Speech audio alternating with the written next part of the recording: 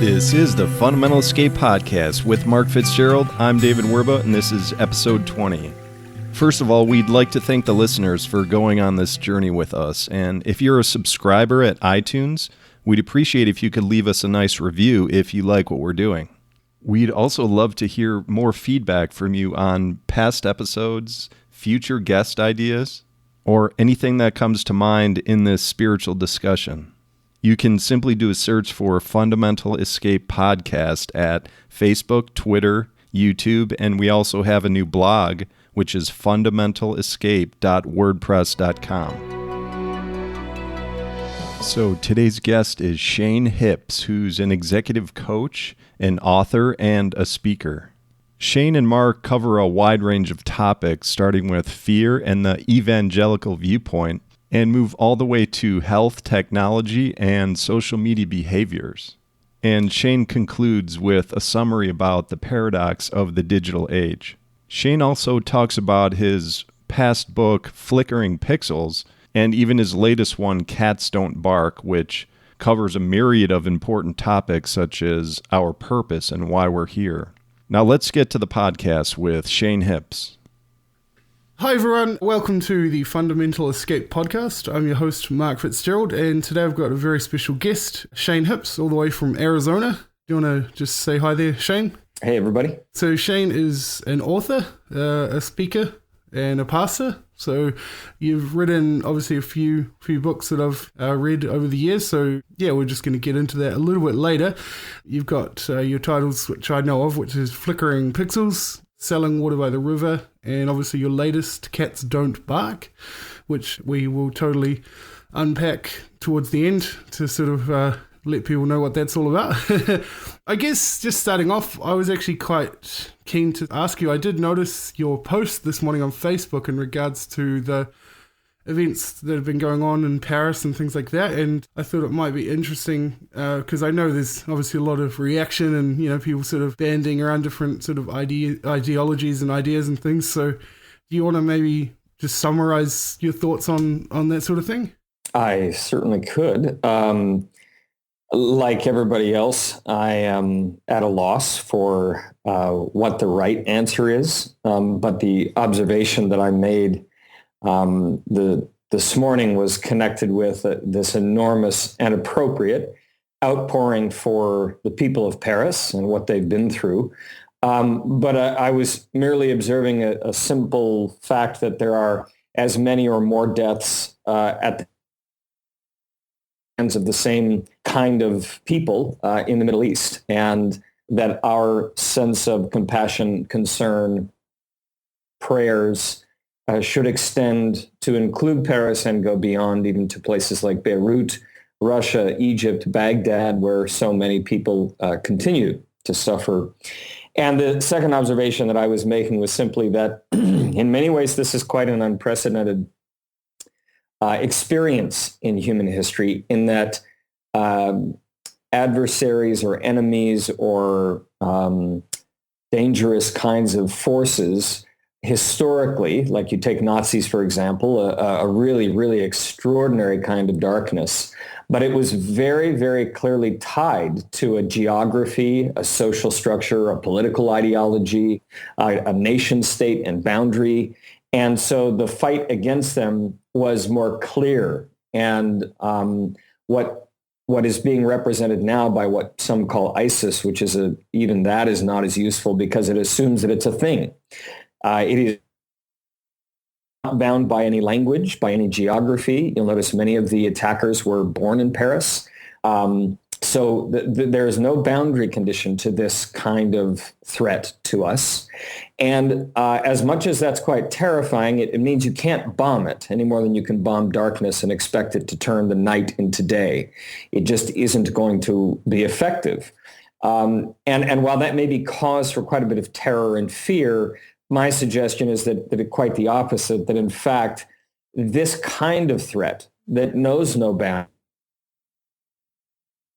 clearly guiding ideology, actually is causing former old enemies to get on the same side of the table and face this threat. And so it's quite unthinkable 3 years ago to imagine that America, Iran, and Iraq would all be sitting on the same side of the table. And I'd like to imagine that more of us will be getting on the same side of the table to address this. So those are the kinds of things that I think you were alluding to. Yeah. Oh, absolutely. And it's, like you say, it's pretty stunning to think about what those reflections. Like it's amazing. And yeah, it's quite interesting, I guess, the timing that, I mean, obviously you and I have been sort of meaning to connect for a while. And I just wanted to point out, I actually referenced one of your sermons in the very first episode of my podcast. So it's quite timely to sort of discuss, I would imagine, in light of what's going on. And it was the sermon, I think the title was Troubling Love, which was your reflections on the story of Jonah. And that was just such a huge impact on me because, you talked about the idea of, the Assyrians and what they did to the Hebrew people and this idea of God saying, go show them love, basically. And, you talked about this idea of how offensive that is, and I remember the analogy was, imagine sort of God saying to Hitler, like, go sit in like sackcloth and ashes for a couple of days and then we're good. I was just curious to ask you, in response to, like, say, a message like that, what sort of responses do you get after preaching something like that?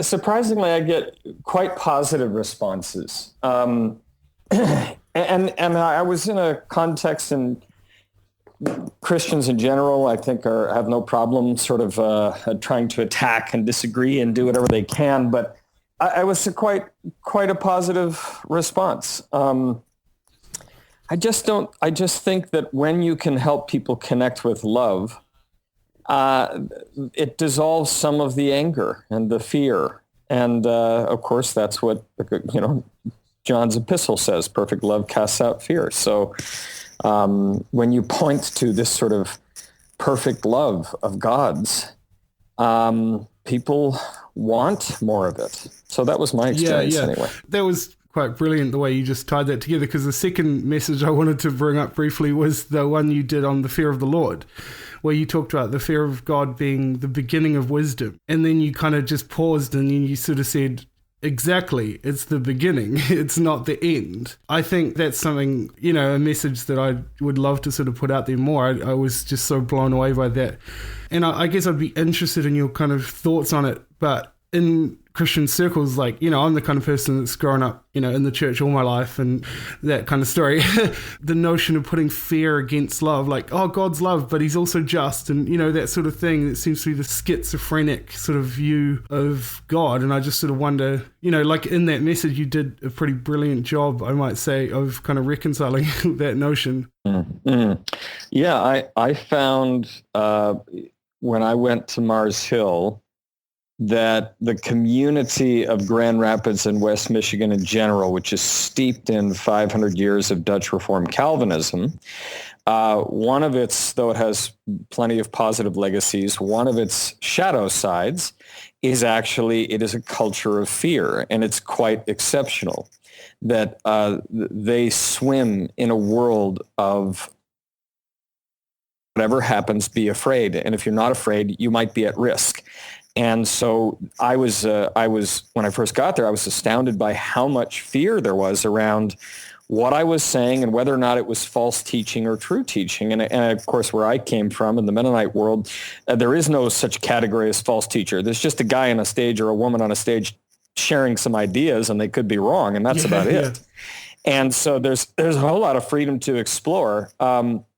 So as I waded into this kind of thick fog of fear, I had to spend a lot of time helping us play with what is fear? What is its role? How does it work? How does it relate to God? How does God use it? And is it possible that, in fact, we should be less afraid? And what would it mean to be bathed in this love that God offers that would actually dissolve and dissipate that dense fear in your being? And that was frightening for people, some people. But in any case, that was part of the invitation there. Yeah, I did want to sort of just bring up one point. I mean, I started listening, I think, to the Mars Hill podcasts, I think, around 2009, I think it was. It was funny for me sort of listening to the podcast and having this idea I know that Rob was quite, the way he sort of talked about the congregation, and it was like, this is this amazing group of people, and if we could just be like them. And, I sort of felt removed from it as a listener, in a different country, obviously. And I guess where I'm going with it is, like, over the years, my theology and my sort of way of being and seeing the world has changed drastically through different experiences. You sort of go through these phases of, like, really looking up to certain people, and then they don't inevitably give you what you hope they would, and then you kind of move on to someone else. And I actually talked with Brian McLaren about that idea, and he sort of tended to say it is a human tendency to sort of try and constantly search for. I just sort of wonder, what your thoughts are on that, that sort of human search for the authentic way of being, I guess you could say. Ultimately, any of us who are really searching outside of ourselves for the answers will be disappointed that the thing we're looking for is already inside us. And so that's one side of it. The other thing I would say is the things that come from the outside all contribute like pieces of a puzzle. And so without that piece, the puzzle is quite incomplete.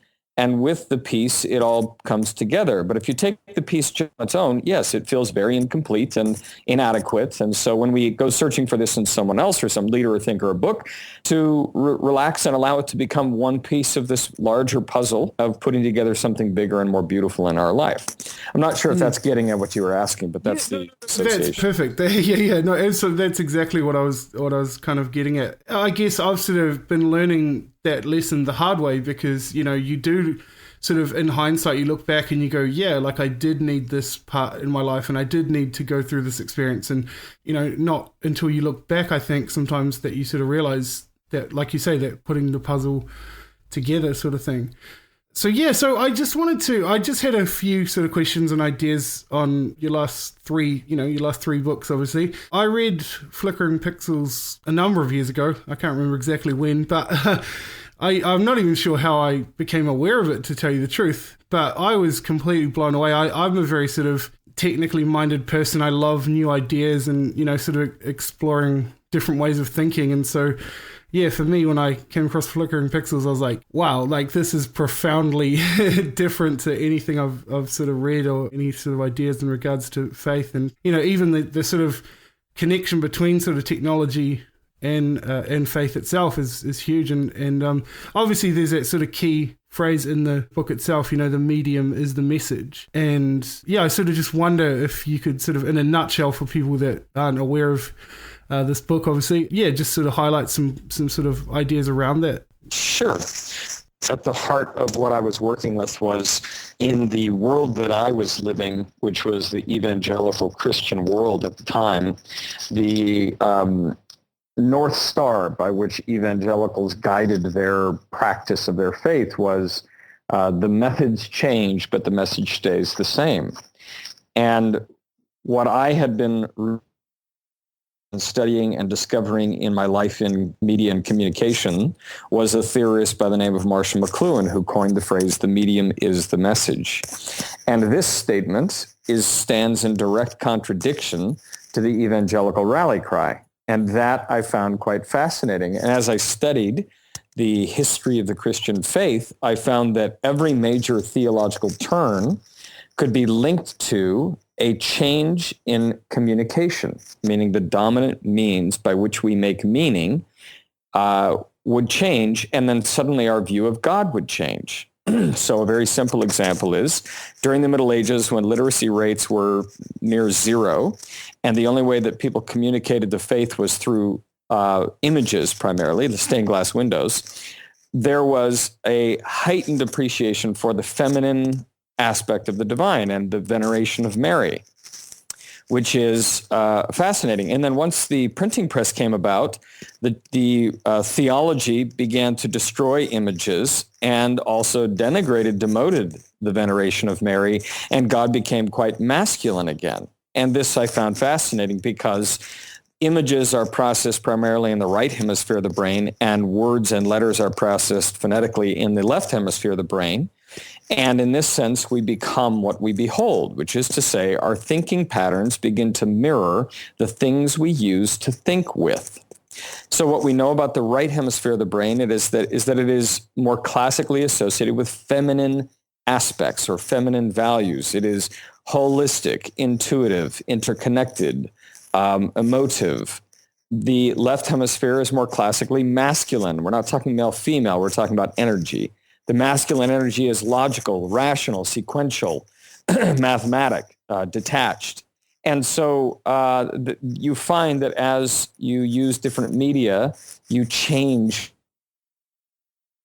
believe God to be. So that was my only kind of exploration was, how is it that the media we use are actually changing the message, whether we know it or not? Neil Postman had a wonderful observation that there is something called the ideology of machines, which is to say that actually machines or technologies are always arguing for an ideology, a perspective, a bias, an approach to the world. And they are far more powerful than explicitly stated philosophies or ideologies in words. And the reason is because any ideology that's argued via words is explicit, whereas the telegraph, its ideology is hidden from us. So that's those are some of the points that I explore in the book and try to unpack. Yeah, I did actually have a sort of a random question from a friend of mine in regards to the idea of technology and faith. And he was sort of asking about, going into the future with like things like artificial intelligence and stuff like that. Like, he was wondering if you might have any thoughts on that sort of thing. Yeah, I have a few. I mean, ultimately, the end game of all technological, sort of evolution and development is to, among others, one of them is to replicate the human expression. Every single technology is an extension or amplification of some human function. So the wheel is an extension and an amplification of the foot in circular motion. It amplifies and intensifies human movement, locomotion. The telephone is an extension, of course, of the ear, the voice, and actually the central nervous system. It's connected with wires that enwrap and circle the globe in electrical impulses. So there's this extension or externalization. Every technology does this. Now, every technology also, when it is overextended, reverses on itself. So when you extend the automobile, the wheel, you have too many cars on the road, what happens? You get car crashes. Or you get stuck in traffic. And so that which was intended to increase the speed of transport has actually decreased the speed of transport. Oh, right, yeah. And so that's one of the things that happen. Or what happens when you go fast, you could get a crash, which would also do quite. AI is the ultimate extension or amplification and externalization of the human being. And my suspicion is that, as with all technologies, when pushed to its extreme, it will reverse on itself. And so that's what some of the warnings are that are out there. Now, I think the warnings are good, but I also think that AI is an inevitability. It's something that will come to pass. And the question is, how will we understand it and integrate it and work with it rather than battle it? Because it will emerge. And this is, of course, what like the Matrix trilogy is often a critique of. And you'll notice that at the end of the trilogy, what ultimately wins is an integration of Neo with the machine world rather than a battle with it, which is quite a fascinating exploration. Now, whether it's true or not, I don't know, but that's an interesting idea. Yeah. I mean, I was sort of curious to ask, I guess, in light of even what we have now in 2015 with, social media and the fact that everyone's sort of connected online, and is there pitfalls in regards to this technology that most of us are completely unaware of? I would say most of us are completely unaware of what each technology does and undoes. And I would also say that even if you become aware, you are still not immune from its power and influence. So it's a bit like, pornography.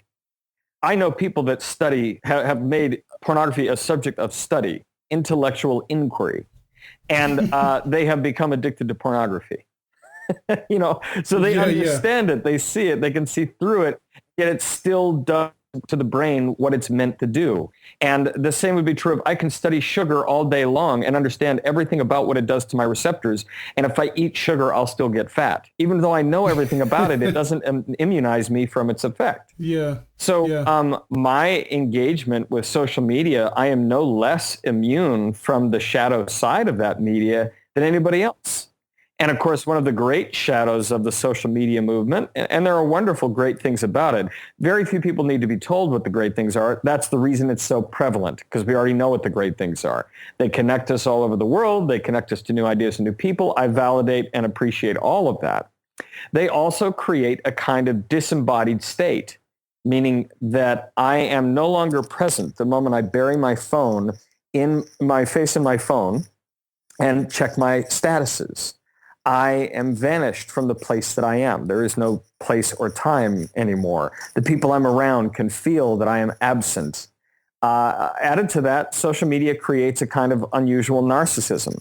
So I have a much greater narcissistic impulse. I'm studying and watching for how many followers do I have? What do they think of me? Who am I with? Who am I connected to? And how? And can others see me? So I'm constantly manicuring my pseudo image so that others will find it more attractive and appealing. And often it's rather inflated. It is more impressive than reality. And that's true for all of us because that's what the medium does. And so it creates a false self in a more extreme way. Yeah. Oh, totally. I guess just to hit that point home, I recently paid $5 to get 8,000 Twitter followers added to my account. There you go. And in hindsight, I really don't know why I did it. But anyway. You did it for the same reason that any of us are tempted to do that, because we actually believe that will, in fact, get us more of what we want.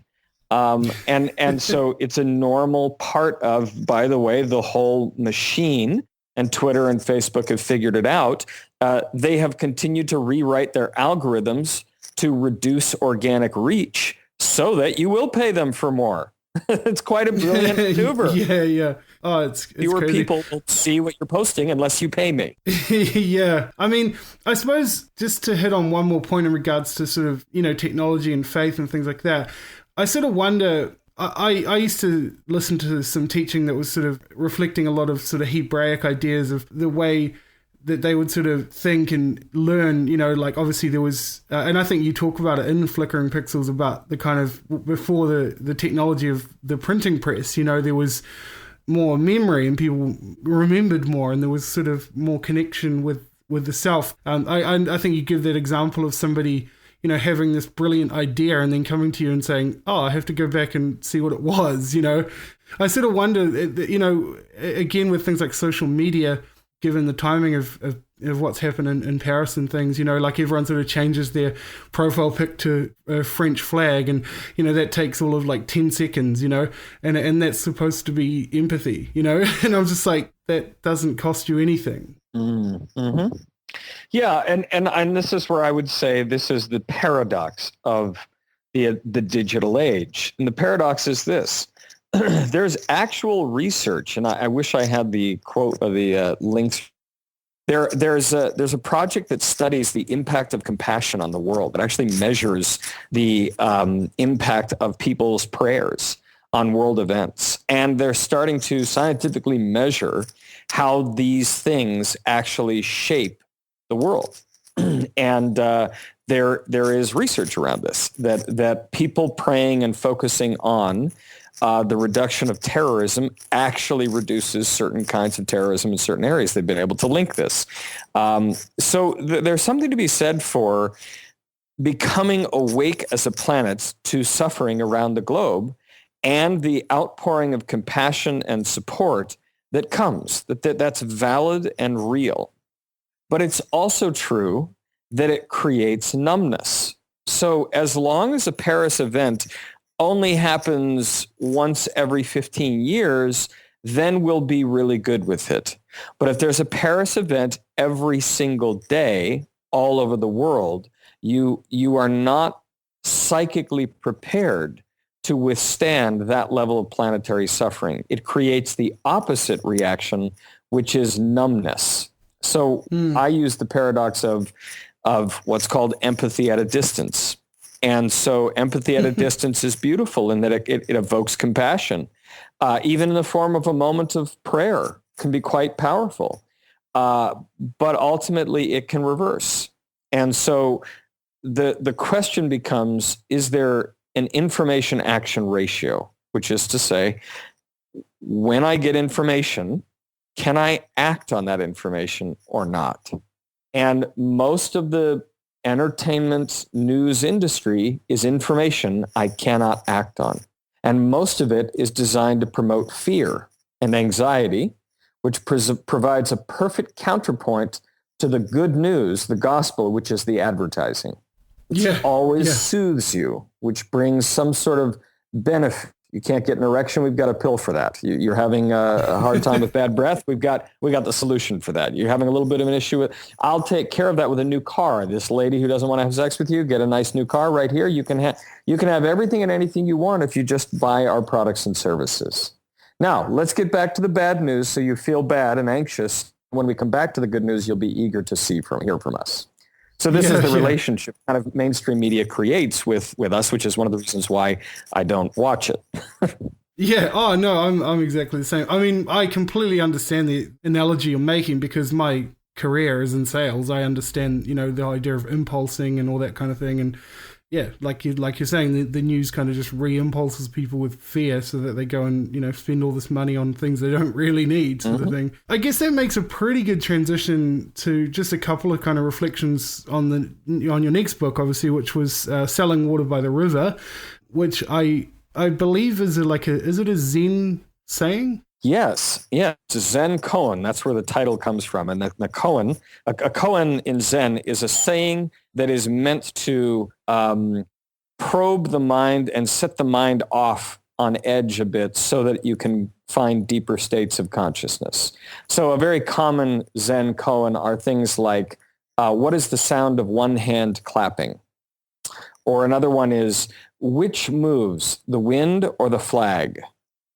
These are just designed to create kind of like, I don't get it. And so one of the, but they're also relaying something about non-dual reality, which is even deeper. But one of the great koans is, it's actually Zen is commenting on itself, which it talks about itself as the gateless gate, which is you must go through this gate, but it is unnecessary.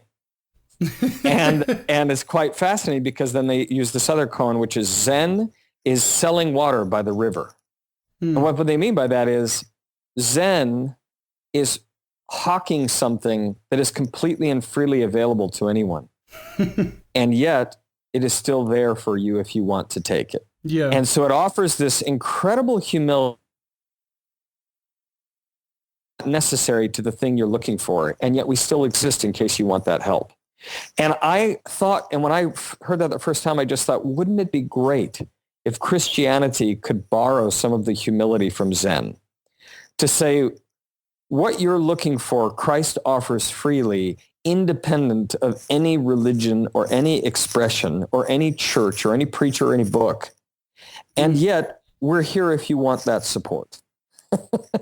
Wouldn't that be beautiful? So a lot of what I did was to try to say, and the subtitle of that book is a book about the life Jesus promised and the religion that gets in the way. And at the heart of it, I basically am trying to suggest, ask the question, did Jesus really come to start a religion? And would he recognize the religion that bears his name? And would he join it? Yeah. Well, I mean, it's interesting because, for me, in my sort of experience, even the subtitle that you mentioned, a book about the life Jesus promised and the religion that gets in the way, I sort of, read even that subtitle and I'm just like, yep. It just completely resonates, straight away. I mean, it's interesting you talk about the whole Zen idea and, being humble enough to kind of learn from other traditions. And it was actually the same friend who asked the artificial intelligence question was, he actually got me into Alan Watts. I'm not sure if you're familiar with him. Yeah, a little bit. I know the name. Yeah. He sort of westernized a lot of, or he sort of made a lot of Zen ideas accessible to the West. yeah, I've listened to quite a number of his reflections on Christianity, and it's just incredible. Like, you're listening to this person that doesn't identify as a follower of Christ officially, yet he has this incredible grasp. This guy knows what he's talking about, and we should probably pay attention. I sort of wonder if there was I don't know if it was a single point necessarily in history, but it seems to me that Christianity, I guess when I say Christianity, I'm talking Western, Christianity, seems to have lost its appreciation for mystery, and it's become so sort of systematic. And I sort of wonder, is there an identifiable point where that happened, and can we kind of remedy it in any way? I think there are a number of identifiable points. Perhaps maybe not the earliest, but the earliest that comes to mind now is when Constantine made Christianity the official religion of the empire. I believe at that point, Christianity became hijacked as another system of control, and it was religionized. And he determined what was in and what was out. And a lot of what got thrown out was anything that could not be controllable. And so the entire mystical tradition, the Desert Fathers, the Essene communities, they were effectively tossed out and called heretics, when in fact, if you look at the teachings of Jesus, they're actually quite consistent with those. And so I think that's one of the major points that it was hijacked. Yeah, and I guess you sort of talked about that earlier, that whole concept of people within faith being so fear-driven. Yeah, and sort of worried. They've been trained to be afraid. Yeah, and it's like, is this correct? Is this not? As opposed to what, like you said, sort of just sharing ideas and going, hey, I might be right, I might be wrong. Like, who knows? I'm just human.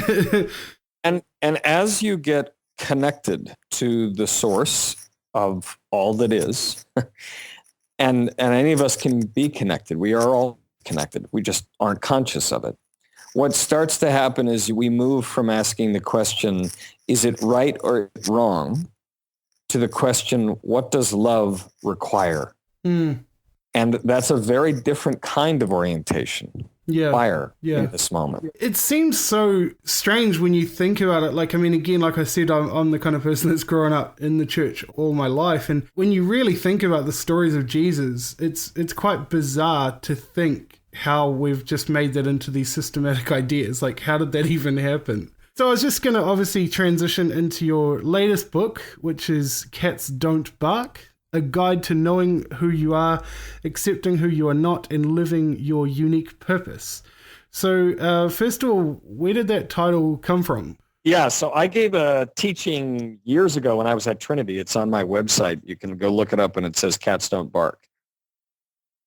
And it was really a kind of just a title that came to me as I was preparing this teaching around what it means to accept who you are. And also accept who you're not. It alleviates a lot of suffering, and also learning to accept others for who they are and accept what they're not, instead of trying to fight to get them to bark when it's not their nature. And so some of this was an exploration of limits and the gift that limits are. And so that became kind of a working title that I used to write the book, and the publisher loved it, and so they picked it up and ran with it. Yeah. No, that's cool. So have you had much response to it so far, or what's been the sort of feedback? Yeah, the feedback has been really positive, very gratifying. A couple of things that have surprised me. I mean, I've had some people that are actually steeped in this world of purpose finding, and in fact, authors of dozens of books on the subject, and they have indicated that the content here is quite fresh, and they haven't seen it before, which I was really surprised by. And others have been, another thing that surprised me was others were quite affected by how vulnerable and transparent I was, which was interesting because as I wrote it, I didn't feel I was being all that, I didn't feel I was sharing anything all that shocking or interesting. But for some who may not know me very well, I think they found what I wrote to be quite personal and almost intimate. And that was, I'm glad. I'm glad that was that connection. And on reflection, I realized it is my most personal book yet. When you look at a book about technology and another one about theology, myself doesn't show up much, where this really is a story of my own journey, as much as it is designed for other people. And so, it's been really exciting and very gratifying to see its impact. And its impact is very personal for people. So the kind of feedback and response I've gotten, people are really feeling a kind of change in their life, which is the greatest honor as an author to be able to impact. Yeah, I think in the world we live in now, the idea of purpose is so huge because we're all connected and everything seems so kind of like you talked about being numb. It's like where do we belong? What is our purpose? And I do remember you talked about, I think it was actually a sermon you shared about the idea of like when a bee is born, it doesn't like search around for its purpose, it just knows. And human beings are the only people that sort of have that sort of dilemma of trying to figure out what we're here for. That's right. That's right. It's quite unique to being human, that our path comes with the quality of hiddenness, and that part of the puzzle we are here to work is connected with a sense of purpose. That dogs don't have that, cats don't have that, bees don't have that. They don't question, they just do. It's quite remarkable. Awesome. So what would you say is the kind of, like we talked a while back, I think it was, and you sort of mentioned how, this latest book isn't sort of written from a religious perspective as such. Like, do you want to talk about that a little bit, what that kind of means essentially? Sure. Yeah. For one thing, I work primarily in the corporate world now, and I do executive coaching and leadership development for people who work in corporate America. And what that means is language patterns that are remotely religious don't work. They're not admissible.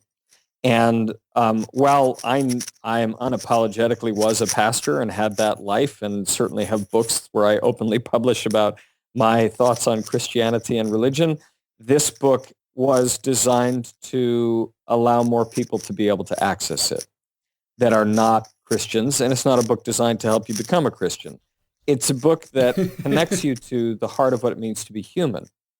And so I deliberately avoid lots of language that might be religious or Christian. Even though 80% of the world, 85% of the world believes in God, I trust that they'll be able to find their way into however they relate to God through this work.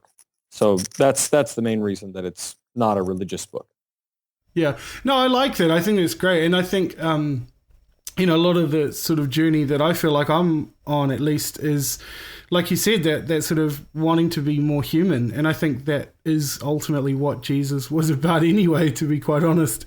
I think that idea has sort of been hijacked. And in closing, I sort of was just starting to sort of reflect, I guess, on that whole idea. There seems to be sort of a lot of fear around people, like, what's my purpose? What am I here for? I just wonder if you had any sort of thoughts in closing in regards to how we can move away from that fear and sort of create space where we can sort of thrive and not be so freaked out. and sort of, I remember something Elizabeth Gilbert said in relation to sort of finding a purpose, and she was saying how about the idea of people say, follow your passion, follow your passion. She's like, that's great if you've got a passion. If you don't, just follow your curiosity, because I think that's enough. And I sort of wonder, there seems to be this whole sort of, people frantically trying to figure out what they're here for. And it reminds me of what you said earlier about the idea of, when we're on our phones and sort of bearing into technology and stuff like that, we're not even present anyway. So we're sort of losing our own humanity within this technology and things like that. And I sort of wonder how we can sort of slow down and create space and go, wow, like even just appreciating each moment, I guess you could say.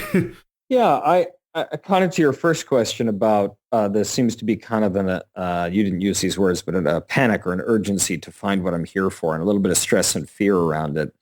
I think the first thing I would say is you can't get it wrong. There isn't some path that God painted and then just covered over and is hoping you'll find it and wishing you luck. And then you're spending your life wandering around the wrong thing. There is something quite different, in fact. I don't think necessarily of setting calling in the context of predestination. I set calling in the context of extraordinary freedom. And that this is not something you must find. It is something you get to create. And that should alleviate some of the fear that the things that you think are not working or aren't useful or don't make me excited, that they are actually contributors, that back to the metaphor of the puzzle, that each piece on its own is not terribly impressive. And yet, if you invalidate it and throw it out and say that it's not useful, then you have a very incomplete picture. And so this is why I sort of want people to begin to see that everything that has happened up until this point has been one of the many clues and contributors on your path that helps you create something that has never before existed. And so this is the work. And hopefully it alleviates some of the judgment and some of the fear and anxiety around, did I do it right? Did I waste my time? No, you didn't. You simply have choices between that which is more complex and that which is less, that which is more enjoyable and that which is less. Keep trying, keep working, keep unfolding. All of it contributes beautifully. You're not going to get it wrong. That's awesome. I love that. That's great. I guess just sort of wrapping up on a personal note, I just wanted to say thank you for, like, you know, even like I say, the messages that I've heard from you in the books, and it's really encouraged me over the years in some really tough times. And I just want to just appreciate, you know, what you do. And I was just thinking, just as a testament to your communication, as someone who's heard countless sermons in my life, I can say wholeheartedly that you're a good communicator in the fact that I can remember your sermons like years later. And that's better than I can. I can't even remember my sermons years later. To be honest, I have a pretty crazy memory anyway. Yeah, like I say, just the way that you kind of reflect these ideas of love and escaping from, you know, not being trapped in fear and things like that. It's just amazing. And so, yeah, I'm really, really stoked to be able to, you know, share with my podcast listeners some of your thoughts today. And I encourage people to go on Amazon and get all your books and, you know, whatever takes your fancy, I suppose. But thanks for your time today. It's been amazing to chat and to connect. Mark, it's been a pleasure. Thanks for your kind words.